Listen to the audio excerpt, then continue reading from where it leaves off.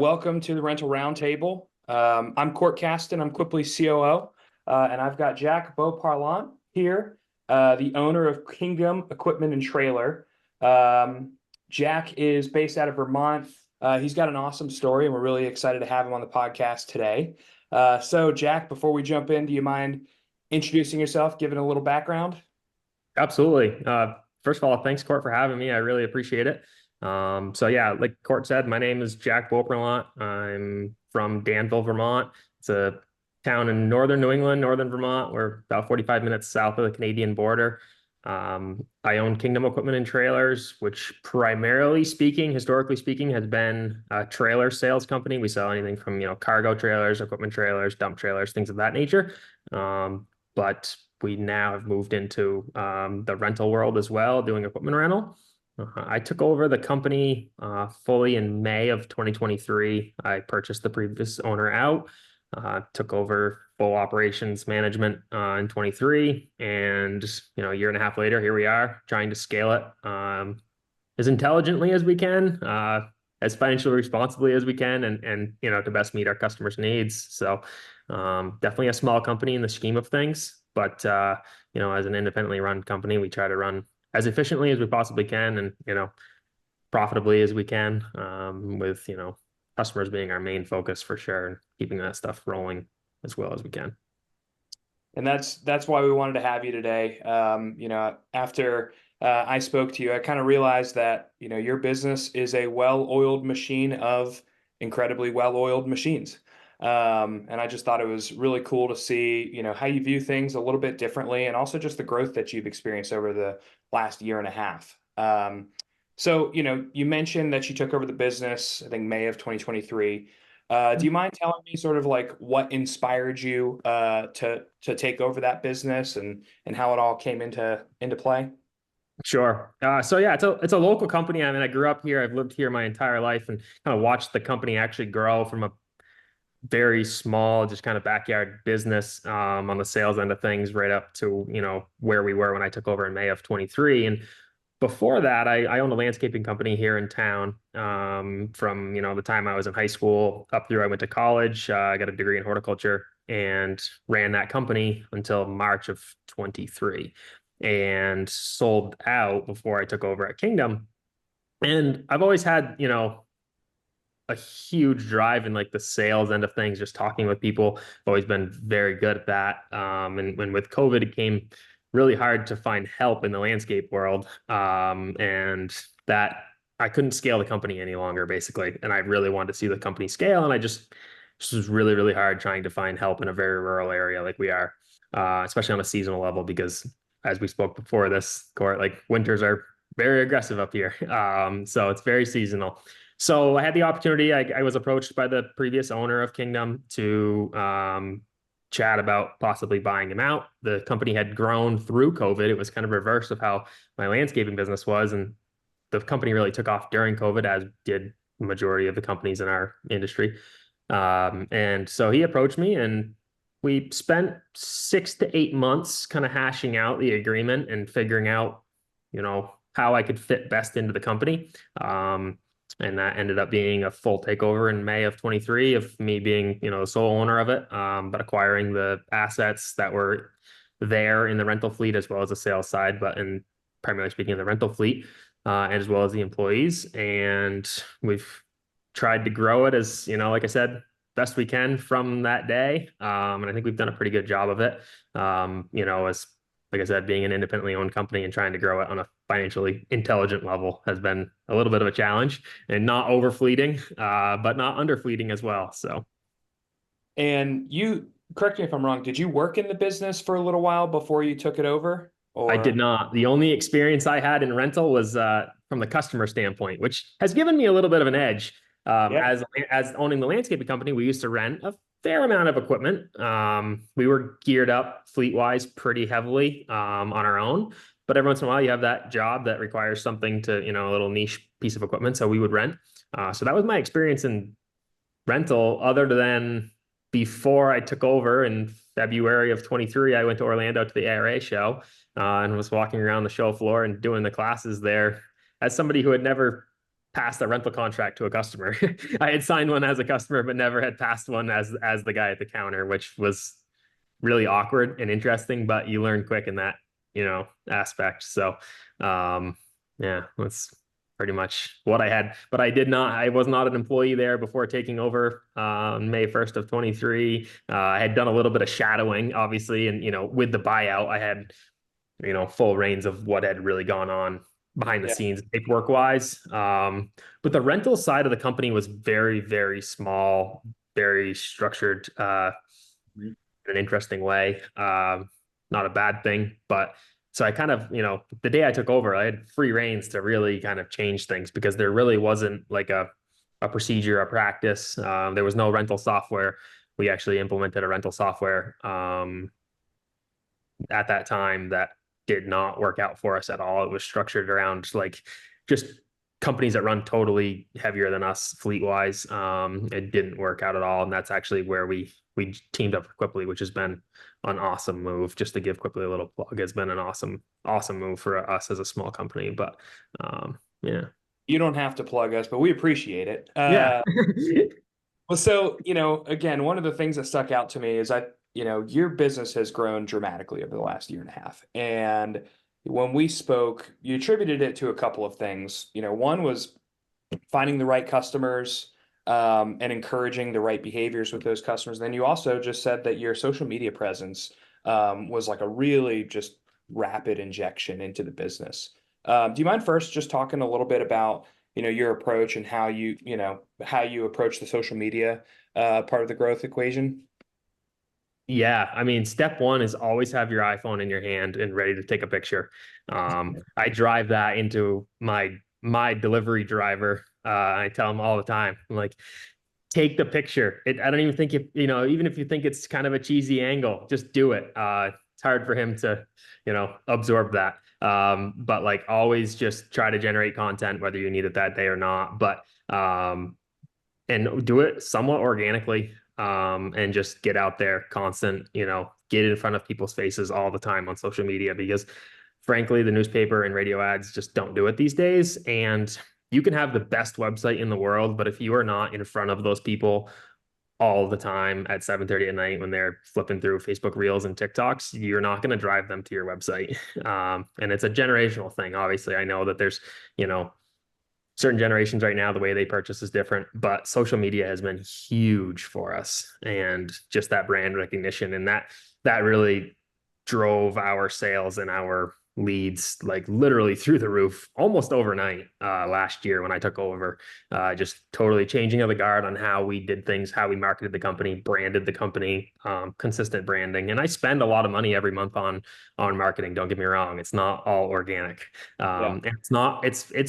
It's paid ads and it's paid marketing as well. Like we have a marketing company that does on a monthly level does all of our kind of what I call higher end marketing stuff. But a lot of the content is all in-house generated stuff, and doesn't take much. Takes a little time, but definitely is a huge thing. Has been a huge thing for us, and has really put us on the map because like I said before I took over, rental was a thing here, but it wasn't really that spoken about. And again, not a bad thing. But in order for to get that traction and to get the utilization right off the bat, was like I had to do something. I had a lot of iron sitting in the yard waiting to be rented. So that was my the quickest way to just get it out there was just to get it out on social media as much as we can and generate those contacts as quickly as we could. Yeah. I mean, we've seen that social media can just be great for like inspiring the thought like, oh, I forgot that I needed, I've got to rent a skid steer for this project that I've got starting in 2 weeks, right?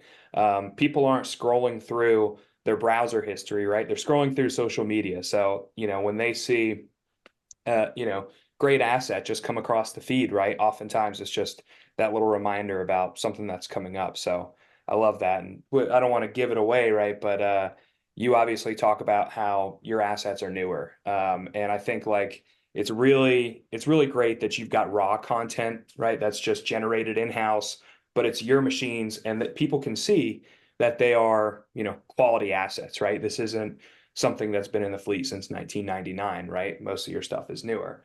Um, we also did discuss, finding and screening sort of the right customers, and encouraging the right behaviors. And that's something that's helped you like drive your utilization. What are some of those behaviors that you try to encourage, and how do you encourage those behaviors with your customer base? Yeah, absolutely. I mean, customer behavior on uh, respect that they have for your equipment is huge in our industry, obviously, as we know. But then just customer behavior on how they go about renting, from a scheduling standpoint, from a safety standpoint. There's a lot of different variables there. But I do a lot of outside, quote unquote, outside sales work, swinging into job sites, shaking hands, giving out the t-shirts, type of that, situation. And that does, I can kind of cherry pick our customers a little bit that way. And it's not even like, oh, I don't do the whole like, pull into a yard at a job site somewhere because I see they have a competitor's boom lift. That's not really my deal. It's more of like seeking out the companies that I know are structured kind of like us, honestly, and have a desire to have, good quality equipment on their job sites and have the efficiencies that go around that. So, I mean, we don't like have like a screening process per se for those customers, but I think that kind of goes hand in hand that like on the equipment side of things and the late model equipment side of things, that if you I run on the theory that if I give them a late model unit that isn't, all scratched up, like an excavator, for example, if I give them a unit that is under 500 hours clean, not all smashed up, they don't want to be the guy that gets the first scratch on it. So they're going to treat it a lot better than one that's, has 3,000 hours on it and his, panels are all dented up, and they go on the theory of, they won't notice one more scratch or one more ding. So that automatically, like right off the top, that makes people a little bit more cautious. Our pricing is not, I'm not going to say that we're the cheapest around by any means. But we live on the idea that, if you're down for more than 4 hours, you're getting, we're crediting your rental. If you're down for more than a day, we're swapping that unit out. We have, tech on site as quickly as we can. We had to repair a vibratory roller down, for example, last night. Something simple, a blown hose. It's a pretty late model unit, just a simple blown hose that we all know about in this industry. 6:45 at night, it was on site being fixed, so the customer was back up and running this morning. And like that was a simple, like I got a simple text message this morning from that customer, like, hey, we really appreciate that. Like that didn't slow them down, which is huge. I mean, obviously the breakdown slowed them down, but it didn't slow them down the next day. It wasn't like they were waiting for something the next day. And not to go on a tangent, but I think that's where, we hear in a lot of these type of, podcast interviews is like, that's where the independent guy can win over a national company. You call a national company if you're just a one man band, like, yeah, we'll be there next week. That doesn't work for a daily rental. So So we've talked a little bit about your team and how it's kind of remained the same. I mean, what's your approach to customer service given your lean team? It's I got to imagine that facilitating a 645 hose repair, on a Tuesday isn't the easiest thing, but you know, it sounds like that's a way that you've set yourself apart, right? As being sort of customer obsessed. So how do you approach that, right? Is it do you have a rotation, or what's the customer service approach? So key phrase there, customer obsessed. I'm customer obsessed, but I'm also employee obsessed, because you can't be customer obsessed without being employee obsessed. And that goes a long ways. Like I actually was the one that was personally on that site last night because my other guy, the guy that would normally be on that, was actually on the delivery. Like he couldn't even do it. And so I actually had to go rob some stuff out of his truck that was in our shop to go do the repair. And so that's tough. That's a growing pain. That's not something that I necessarily would say that every company should strive for by any means. We are short staffed right now, and it's tough. We're in a little bit of a that gray area right now where it's like, okay, do we add the other person, or do we check up? It's like it's one of those things. We really need to fleet up a little bit more before we add the other person, I believe, just on a revenue standpoint. Just to feel totally confident in that, and in order to give us the ability to be employee obsessed for that next person. So yeah, there's a lot of juggling. I spend a lot of time, kind of doing everybody's job, right, and filling in, which I'm not afraid to do. But there's going to come a point on a scaling standpoint where that's just not going to be able to happen. Um, so, you know, definitely it's tough. And but back to the new equipment situation though, it allows us to not have to be totally geared up with, three road techs full time all the time because we have all this iron that's constantly broken. And things like I pulled a unit out of our rental fleet 2 or 3 weeks ago, because it was failing us just too many times, and we pulled it out of inventory in Quipli. I said that unit number whatever was is no longer rentable, because it's costing our customers too much downtime, costing us too much repair time, and it's just not profitable for anybody. So again, keeping those problem child equipment out of the fleet has been, huge. It Yeah. comes at a cost though, and I think that it has prevented us from fleeting up like I wish we could. For I think I used the example when I talked to you last week of like if a boom lift for round number costs $100,000 for a new, 60 or whatever it might be, some young companies like myself might look for a, somewhat used couple of those lifts, right? So for every one unit that I can fleet up, they might be fleeting up three if they're buying $30,000 lifts, but I can confidently, for the most part, send a new unit or within 1 to 3 years old out to a job site and know that we're probably not going to have the issues that we're having with that $30,000 unit. And it's a gamble, right? You might make triple the revenue 1 month because you had those three that you made it all month long on that job site without any breakdowns, but then on month number two that might be zero. So it's a little bit of a gamble for sure, but Yeah, but it's it yeah. seems to take a longer term view, a longer term view of the world, right? Like, hey, sure, I could, start fulfilling orders on, with these three used assets, but you start getting into that habit, then you start also having to add team members, and all of a sudden you've got a few more mechanics than you ever planned on having, right? So, I think having, you kind of have to stick to your strategy sometimes, and that's got to be hard. It's been a little bit of my competitive advantage as well. I mean, when a 27-year-old, what these contractors are calling kid, shows up in a pickup truck and jumps out and says, "Hi, I'm Jack," I have to follow it up with, "How am I a benefit to their company?" And in our market right now, the benefit is late model units that aren't broken. And if they are, we're on site to fix them. Has been pretty much our, back to the customer obsessed portion is been our lingo. Yeah. And so, that's kind of how we've been rolling really. But it is tough because when that customer says, "Oh, they demand a pretty large fleet for a large project," I'm like, unfortunately, that might not be the project for us.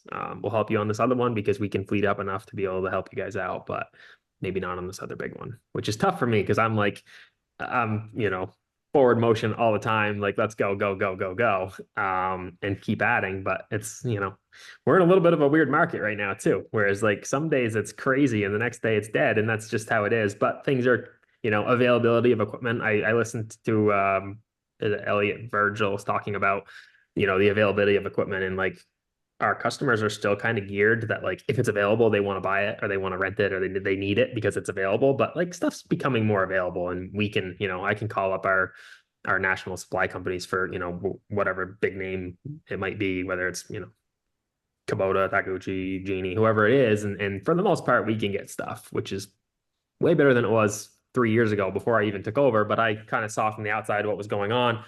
But even like last year, it was tough. I waited on a few units from like the beginning of last spring to I received them this past winter. Whereas now it's like, yeah, we'll get them to you as quick as we can truck them to you, which is kind of nice from my standpoint because we don't have to be looking so far out on what we need for inventory, which is good.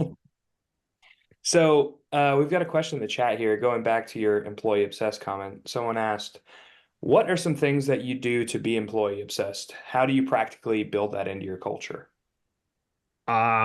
My big thing as a small company right now is being on site in the office, in the shop, in our tractor trailer truck, on a service call as much as we possibly can, or I possibly can. I think there's a lot of owners that, and upper level management that manage kind of from the outside and kind of above, and they treat that like they are above that person. Whereas like if I walk into the office, like when I get back to the office, I'll walk in like, hey, what happened? What can I do? What can I do to support you? And the same thing in the shop, same thing. I'm not afraid to, jump in a truck and make that delivery. In fact, I do a fair amount of our deliveries as, nights and weekends, to be able to support them. So that goes a long ways. And also just on that same note, checking in with those employees, but like we have a pretty I wish we were a little bit more structured about like, every Monday from 8 a.m. to 8:30, we have a team meeting or something. But like we're very open office, open shop. Like if something's going wrong, if something's not working, my employees are very open to me about that and willing to, express that because I'm willing to take it and not just throw it back on them, which I think is huge for sure. But Tight again, I feedback. think it really comes back down just like you're never above that task. You're never above that task. You might start to delegate more, but at the end of the day, if it needs to be done, like somebody needs to do it. And if you're the person that's available to do it because those people are, you know, doing their job, then let those people do their job and don't pull them off of that. Yeah. And that's pretty much that's my spiel about that, I guess. You lead from the front and you've got tight feedback loops. If you can kind of see things happening in real time as opposed to from a phone call because you're on the golf course, right?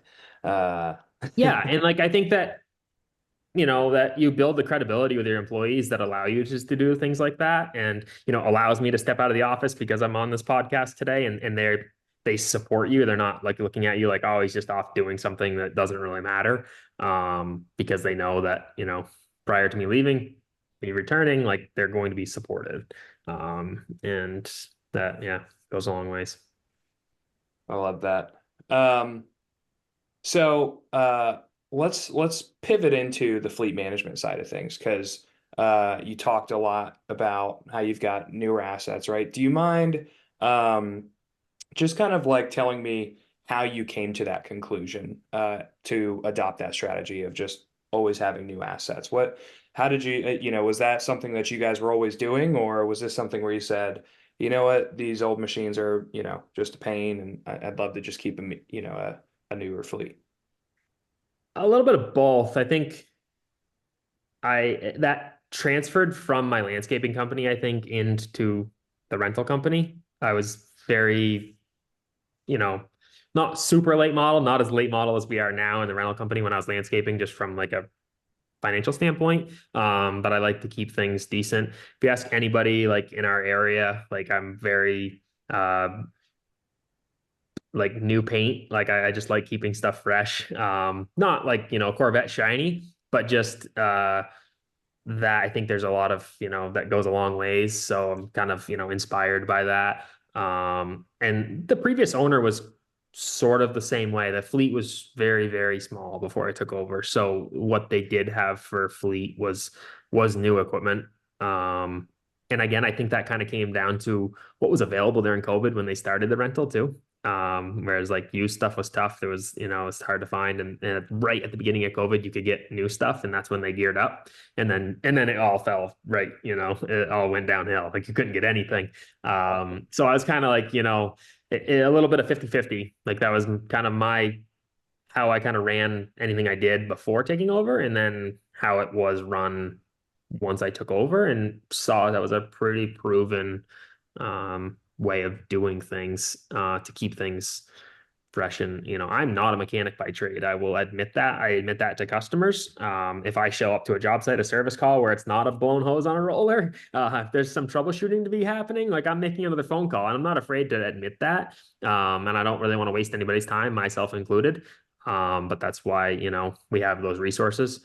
Um, so I think the a hard part about new equipment, especially in the aerial world, is these new aerial lifts are very sensor heavy, very code heavy, scale heavy. So like troubleshooting that is a little bit different. You're not just, looking for a bad wiring harness somewhere, which can be tricky on aerial stuff as well. But it comes down to like calibrations and needing to have a laptop in your truck with USBs to be able to plug in, which is a little interesting sometimes. But yeah, I mean, I guess that's kind of how I fell into the new fleet style of doing things, and also looking at the way the national companies do business. I think we can learn a lot from how the national companies do business.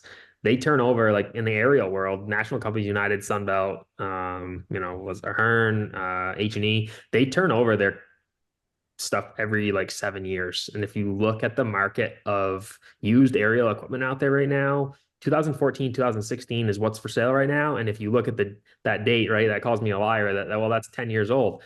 That's not 7 years. Well, go 2014, add seven, that's 2021. For 2021 to 2024, 23, they couldn't get equipment from Genie and JLG and the big companies. So they held on to it. Now they're dumping it. Well, they're turning that, they're putting new equipment and they're not holding it for forever. But there might still be some good working life left in those for, you know, somebody, but it's not for in the rental world.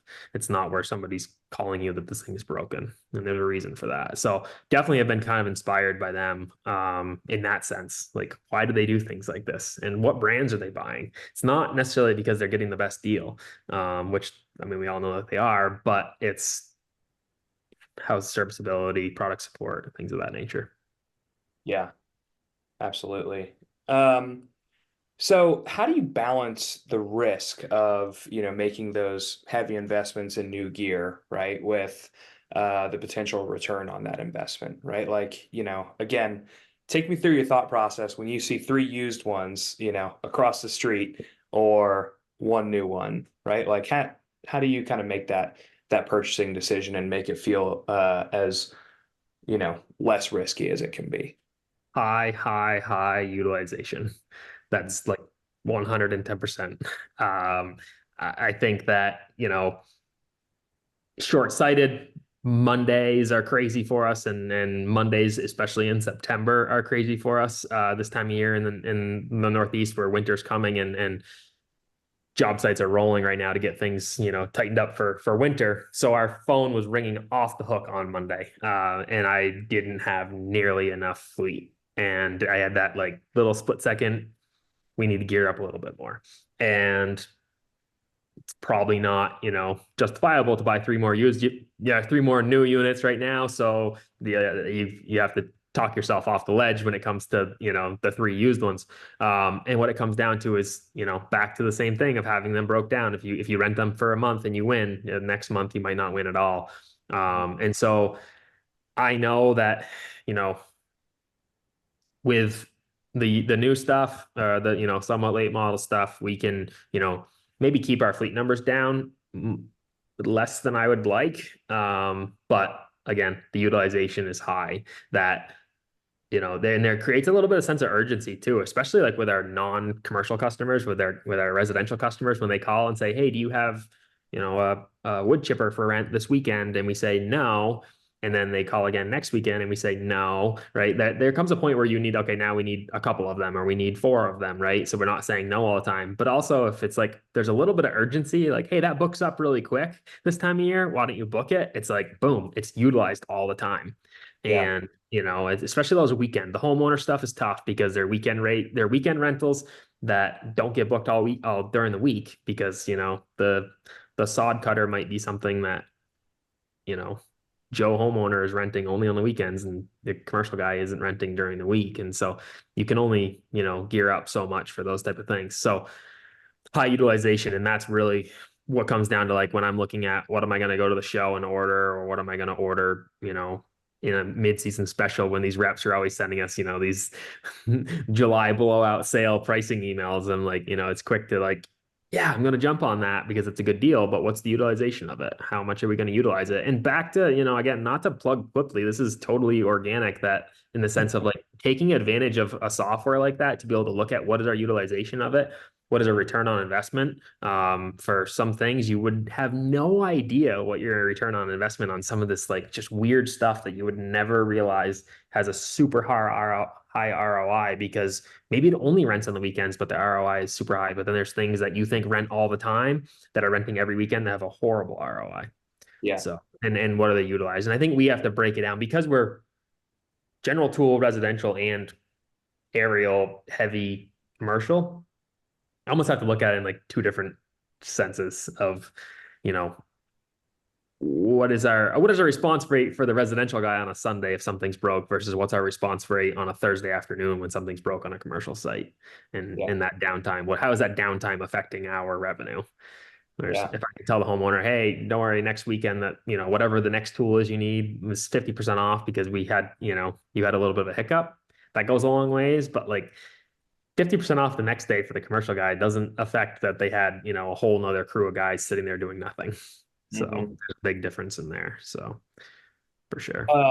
You talked a lot about utilization, right? Yeah. What do you have a walking around number for like your heavy stuff or your general tool stuff that, makes you feel like I'm kind of redlining this thing a little bit and maybe I should be maybe I should be looking to go make a go make a purchase. Yeah. I mean, I think good utilization from what I can gather being really new in the industry is, that probably like the 50 to 70% mark, I think. I mean, that's kind of what I've gathered. But again, some people exaggerate their utilization, I think, because they think that they need to. But you can drive around the yards and see like, oh, what do they have in the yard right now? And I probably try to redline it more than I should. And where that bothers me is more on like, again, back to customer obsession and making sure that we can give the customer something if we have a problem that we can't fix the same day or the next day that we can swap it out, and that's tough when utilization is like right there, where Yeah. like you're literally moving units from site to site and doing inspections on them. It's tough. We're doing service on site. Um, that's not efficient. But that's tough. It's again, new company, young company, dollars are everything, right? To try to be able to get the next one, to be able to afford that next $100,000 unit. So I don't have a number that I look for because honestly, I think the number that I would look for, we're always pretty much tapping out all the time, which again is a financial thing. It's just, because I haven't seen enough history. A few months ago, I just saw my first, I can finally look at reports that are legit reports on our company of where were we this month last year. So that, I don't know. I have no idea. Election year, interest rates. I have no idea what next year looks like. So it's, that reservation of acting smart, where like that we might go from 90, this is probably exaggerating, 99% utilization. Next year we might rate down to 60% and we might be right where we need to be. And that's a good place to be. But I don't want to take 99 this year, turn it into 60 overnight. And then next year that 60, what would have been 60 is now 40. That's tough. I mean, that could sink a small company for sure. So definitely buying smart. And those conversations with those customers of what can we do to help you, when they tell me like I would do, when they just flat out, and these contractors will, if you have these conversations with them, like what do I need to do in order to make your world go around better, they'll tell you what they need, and they'll tell you what they're renting, or they'll tell you what they're trying to think about purchasing and that they might rent if you can treat them well enough on it. That's where you turn around and go order it. Like if you Yeah. can get that commitment from them, like Yeah. if you can get utilization for a few months out of the year on something, like that's a no-brainer. Why wouldn't you? Because you know that if they're doing it a few months out of the year, either they're going to continue to use it or somebody else is going to. If there's that much demand for it, then for Yeah, sure. I mean that's a great idea, right? Is to kind of like pre-sell your reservations before you get the asset, you know? If you've got a I'd be lying if I said I'd never done it. Yeah, man, I sure do have a brand new skid waiting for you. Yeah, I think a lot of companies actually take advantage of re-renting more than we do. That whole idea really makes, I don't know. I don't understand it enough. I haven't done enough research into it and looked into it enough to feel comfortable with it. But there's a lot of companies that re-rent. We have a somewhat local company to us that calls us for availability sometime on trying to re-rent something because their near utilization at that time is 100% and they need something. And so there's companies that take advantage of re-renting to be able to say, yes to their customer. I generally kind of look at the options of like, hey, like what would you commit? I would fleet up for you to be able to do this if you'd commit to a little bit of, volume. And it depends on who it is for a customer.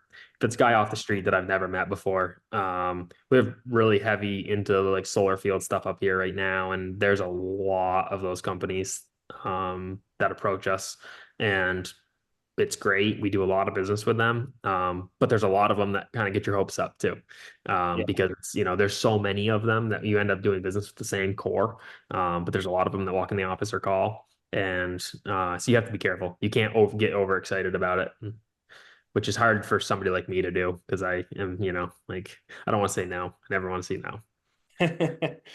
I think maybe the last just kind of like fleeting question that I've got, again, these are all new assets we've talked about. They're expensive, right? Is there any advice that you have as far as like getting creative on the financing front? Is there any like folks that or any sort of practices you like to purchase during a certain point of a year? Like, how do you approach that problem? Because obviously it's a pretty important variable within your purchasing decision. Absolutely. That's actually a question that I don't think I can answer super well, but I'll tell you what I have done that's worked thus far. But I have that question for like some of the more senior guys in the industry as well and what they're doing because I'm so young and B so young in the industry. Some of this like corporate financing stuff is tough for us because we don't have the history. And so that's, has been tough. Like the 0% deals have been, a little bit harder for me to get. I've done a really good job of working with a local commercial lender here, that I think I've built a lot of trust and proven, I show her literally monthly reporting to her to prove to her, hey, this is where we're at right now. This is what is proving what you're doing for me is helping. But then also it allows me to prove that like, hey, when I come to you next month, remember this conversation. Yeah. And that, kind of like, so when I ask the next time, there's not like, uncertainty. And they know our business inside and out, and they know that it's doing well. Yeah. It's been good. I know a lot of guys, and again, because I've only done two ARA shows now, I'll be the first one to admit like I'm super green in the industry. But there's a lot of guys that fleet up a lot during the show, and you can get a lot of really good deals. I don't think I've taken advantage of that to the nature that I should.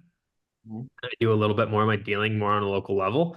Um, but that's something that I was um, kind of drafted into. It Yeah. was kind of how business was done in the past, which is fine. But I think definitely looking at different avenues to be able to take advantage of some of that stuff is very valuable for sure.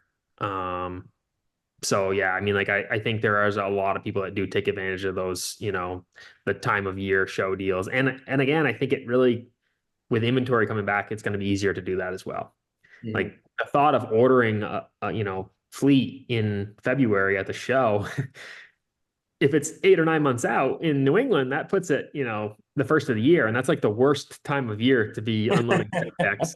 Unloading step decks of telehandlers because there's, a fresh 6 inches of snow on the ground. And B, like our business is, it falls off right that time of year. So that's a hard time to be, fleeting up. Yeah. So, yes, as inventory becomes easier to get, yeah, you can order stuff in February, so you have it for the springtime, which is good. Mhm. Uh, but yeah, so that's a question that I think is pretty hard for me to answer, in the sense that I'm not super diverse in that sense.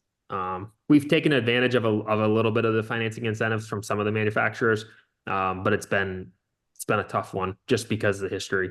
It's they just like to see a little bit more history than what I've been able to prove for, being in business for a year, really. So But I love that you've got a relationship with a local lender, right? And that transparency probably goes a really long way, right? They're it getting goes a to. long ways. At the end of the day, you pay more interest, and that's why, most aren't going that route. Mhm. But I think having that relationship that if you're in a pinch or the deal comes about where, a rep emails you, does one of those July blasts where you're like, towable compressors are on sale. It's blowout season. Towable compressors are going to be on sale. Can I Yeah. order one of them? Right. And just you don't have to explain. And I'm very not just our lenders, but like all of our vendors. I almost like sales pitch our vendors like I sales pitch our customers in the sense of like checking in with them actually. That like monthly check-in of like, hey, how's it going? And that, not to waste their time, but like then when you do need them, you pick up the phone and they know who you are and they know your business inside and out, which is huge. And that when they do sales pitch you, they're not wasting their time. They're not coming in trying to sales pitch you on something that I'll use the compressor example. We have absolutely no market for compressors and irrigation blowout where we are here. Like absolutely not, no irrigation. That was a horrible example of mine, but it's something that's relevant because I get all these emails for compressors this time of year. Yeah. But like our that being said, so because I had that conversation with my rep, our rep doesn't actually like, yeah, he sends the email blast that's, goes to all 400 of his customers in New England, but he's not stopping in my office, wasting his time trying to sell me compressors Mhm. because yeah, I might order one or two, but I'm not ordering 10 to gear up for irrigation blowouts. Yeah. So that's good. That was Yeah. I a random little token, I guess. But No, I actually, that's a very unique perspective, right? Like, I don't think there's a lot of people that treat vendors like customers, right? And that way, again, you're not wasting their time when you pick up the phone and you need something. yeah. Uh, And they're not, it goes both ways though. They're not wasting my time calling me up trying to sell me on something that I'm like, no, I'm not interested in it at all, for sure. so let's talk a little bit about the future. What's your vision for the business over the next 2 to 3 years? Do you think you're going to be, looking into new markets, just kind of growing the fleet? Like what's the next 2 to 3 years look like for Kingdom?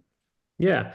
I think, adding one to two more people on our staff side of things is definitely a like we can't we can't turn into the new year without adding that other person. And with that comes adding fleet, right? We're not like that's where I was like we're at that really awkward spot, that gray area of like, do we stay where we are or do we and right now where we are, we're like all treading water. We're Yeah, working way harder than we should be. But we need to add a little bit more fleet. We need, to be able to so that because I think if we add that extra person, that sales another salesperson in rental, they might be like, I have nothing. Back to our utilization's so high. So it's like they don't even have any desire to, grab a couple t-shirts and hop in a pickup and go do a job site call because they can't even rent any more stuff. So there's, that's definitely where I see us going in a very short term is adding that person on another person. And I wouldn't say necessarily 100% counter help rental person because so much of our stuff is like delivered to sites, bigger stuff. It's not general tool Joe homeowner coming in on a Tuesday morning and picking up a sod cutter. So there is time, there's flexibility to be a little bit more remote in that situation. Whereas like majority of the time they really should be at the office, but if they want to take a Tuesday and go drive around, somebody in the office can still cover for them because that's how we've been running anyways. But for the most part, when somebody picks up the phone and presses two for rental, that's where they're going to go is that person. So definitely adding that person in there and then, fleeting up. I don't think new markets is not really a desirable thing for me right now because I think we haven't utilized 100% of the market we're in.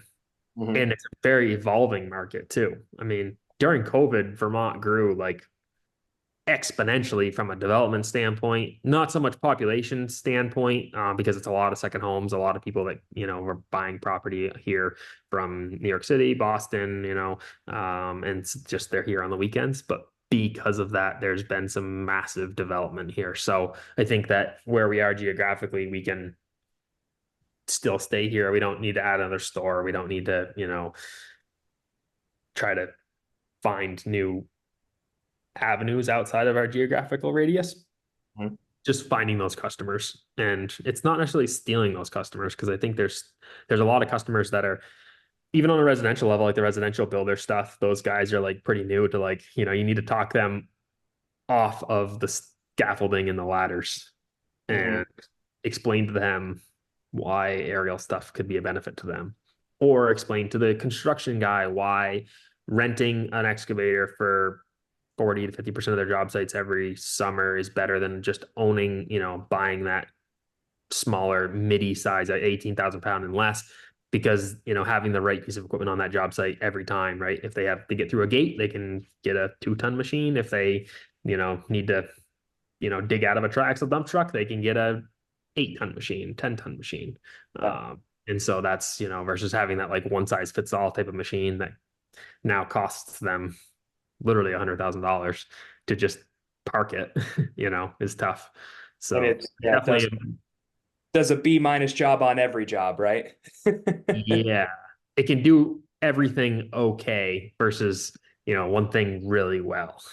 Uh-huh. And that's where, you know, we do rent a fair amount of, the CE stuff to those excavation contractors because they're like, hey, we have this little project that either we don't want to move our equipment that we already own off a different job site and steal it from another guy that's, on our crew, or, this little niche project that they need something for. So Hmm. there's a lot to be said just in our 30-mile radius right here about just going around and just creating that relationship. So You mentioned, I think the rental industry is changing, right? How do you see the rental industry evolving, or just, over the next 3 years, or even right now? Have you seen some shifts in the business that you can talk about? yeah, I mean, I think that let's stay on the excavator topic, right? The 10,000 pound, 12,000 pound, like 50 size excavator went from, a $60,000 excavator to $100,000 excavator literally overnight. Like COVID changed that whole market so much, that slows the penetration of the guys that like light excavation market has been like very easily penetratable. You can, the ease of startup is super easy. But buying $100,000 excavator might slow them down now, whereas it was a $60,000 excavator. And so I think that helps for sure. What we're doing on, in our business at least, that, some of these guys starting out might just do some rental for a couple of years. I know when I started out landscaping, that's what I did. That back to like my experience in rental was like as a customer, like before I bought my first excavator, I rented one. And that kind of proved like whether the business would work or not too, and what I wanted for a size machine, because I got to kind of play around with a couple different size units. Also, safety on the aerial side of things, that 110% helps rental, because it's a lot of work for a company to own their own aerial stuff and get it inspected and make sure that they're OSHA compliant and make sure that everything is all in order, which is something that, doesn't 110% fall back on. I know James Waite isn't in this meeting, so I'm not going to speak for him on, contractual agreements, but like it doesn't 110% fall back on the rental company. But if that's being inspected on a regular basis, the customer has peace of mind that if OSHA shows up, or if, for the most part, it's a very safe unit, within reason of people operating it. Yeah. And which is, a big thing. We're back to being customer obsessed. We're doing an in-house training with, one of our, um, dealer companies, that for safety, to get guys OSHA compliant for operating aerial lifts and forklifts. And that, is something that we're providing our customers to be able to come and, send their crews to be able to do. And it's costing us some money, but I think at the end of the day, it's worth it. And it gets some of our people in our own space, compliant, and just education knowledge around all of that and being safe is a big thing. Job site safety is huge. And we actually rented some lifts to a like heavy residential build this past winter that was more of like a commercial style build, the way it was treated. And the owner said that nobody was to be on a ladder. So we had slab scissor lifts and boom lifts outside, and nobody was allowed to be on a ladder. The customer didn't want anybody on a ladder for any reason. So they were working out of 19-foot slab scissors on the inside and boom lifts on the outside. And, they just didn't want any risk there. And so that's, I think that definitely drives our industry literally through the roof, because it's becoming more and more of a thing. And just finding help that wants to set up staging, you know, these, I hate to say it, but the generation that are our age, right? They show up, they throw their AirPods in, and they just want to hop in a 19-foot scissor lift and start, running electrical. They don't want to be setting up staging and pushing themselves around on, Baker staging and all that. They don't. Work, yeah. Yeah. Get They to want to work. push a button. They find it more fun to just get in a 19-foot scissor and push a button and run a joystick than grabbing, on the ceiling and dragging themselves around. Yeah. So Well, I think you touched on two really interesting points there. Like, I love, your approach of like providing training and things like that. There's probably something that you can do, on a marketing front that just helps you acquire new customers, through that. There's probably some really creative stuff. Someone far more creative than me, could probably figure out. But then the other thing that you brought up, right, is look, like there is a ton of regulation that just the regulation keeps increasing as far as like aerial stuff. And um look, these builders, especially like the, maybe smaller and medium builders, they're not in the business of maintaining assets, right? Like that's something for the big guys. And by nature, rental is, half of it is making sure the equipment's being used, but the other half is taking care of it. So that's a great way to position of you should, you need guys on the site doing work, as opposed to, having people, doing maintenance and checking, doing all of the checks and There's still, pretty heavy responsibilities on a daily level for those customers, yeah. for them to be OSHA compliant with that unit and to be OSHA compliant with their site. Um, but when, for the most part, it's being handled from above is definitely huge. And that the training thing that it kind of fell in my lap from a customer that reached out to me and was like, hey, like who do you guys use? And I told him, and he didn't really act upon it, and so that sparked my interest of like, kind of like, I wonder if we could, not do it, but we could facilitate it, Mhm. and it is working out. And we're booked up like that, and I have contractors who were on the same site as these other contractors who are coming. That those contractors were like, "Can we sign up? Can we do this?" And I'm like, not this one. Like I can schedule another one, I guess. It booked up way faster than I thought it would, and which is great. But I never thought that it was, there was going to be such a calling, but they need it. And there's plenty of places that you can get this training.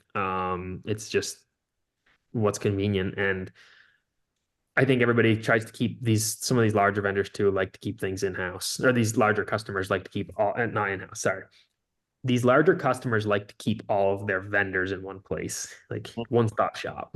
And Yeah. so that kind of goes a long ways. And so if they're having to send their guys over here and then they're renting from over here and they're buying from over here, it's just too many different things, too many different moving parts. Whereas if they have, pick up the phone once and call one place is very beneficial for them. Yeah. Well, we've got about 7 minutes left. I think that means we've got time for one or two more questions. Yeah. One of the things that I wanted to talk to you about is like just kind of that sort of entrepreneurial journey that you've been on, right? Um, what was one of the most unexpected challenges you faced since you got into the business? And how did you overcome it? Oof. I think, I saved the tough ones for the last. yeah, no, I think that it's the sense I got in the business. Can I delete that off the question and just, in general, Yeah. I think it's been being a young person in the industry because that was the same. It was the same way for me when I was landscaping. Yeah. Your credibility when you walk into an office with 55-year-old contractors or you walk onto a job site with 55-year-old contractors, like they're just like, who are you? I literally had a guy tell me the other day in our yard, a customer who was coming to pick up a trailer. He literally said to me, "You're too young to be a salesman." And I shook his hand and I was like, "I'm Jack." I was like, "What would you say if I told you I own the company?" And his jaw bounced off the ground. And he felt really bad. And that was not my intention. Uh, But that's definitely a challenge of just like the credibility. yeah.